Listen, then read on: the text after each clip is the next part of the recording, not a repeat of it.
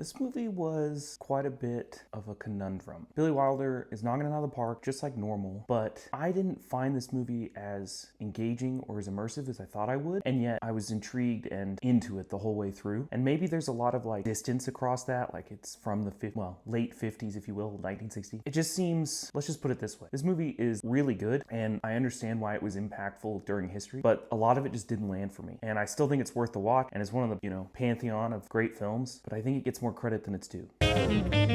Shirley MacLaine and Jack Lemmon knock it out of the park. The last scene is really rewarding. Their connection has some chemistry, and her suicide attempt is pretty intense and seems so out of place in the movie. And I think that dichotomy between that lighthearted comedy and this like really heavy drama being intertwined is pretty masterful. It really is. And I personally did not read that in the first viewing. I think that as I did some study on the film afterwards, I was kind of brought on to that with people who were smarter than me. And the recognition that it deserved at the time was probably warranted. The fact that it got Best Picture in 1961, like, good for it, because it makes sense. It's pulling together these disparate things in a masterful way that are really undercutting each other, but not because it makes them worse, but because it feels lighter than it should. And then to, have a satisfying ending without having a satisfying ending is always impressive in a movie. But yeah, this one is really intriguing because in the actual, follow through of watching this film, I didn't feel that disparate quality. The stuff that was deeper and darker just kind of came out of left field and didn't feel like it was integrated into the film. And maybe I would have felt differently if I'd seen it in theaters when it came out, because there is an element of social commentary in this, especially with the way like women are treated and how men are vile but not vile, and why they climb the ladder, so to speak, corporate culture, all of that stuff, which is something we all deal with, and it's very intriguing, and it's still alive today. But yeah, I just had something off about this film, and I'm not sure how to put my finger on it. I think it's crafted super well. It's shot super well. The forced perspective that's in the office is incredible. I even read that they had little kids sitting at the back desks and real small desks to help with the forced perspective, which is just great movie making. The compositional shots and things like are great. There's a really interesting way they do,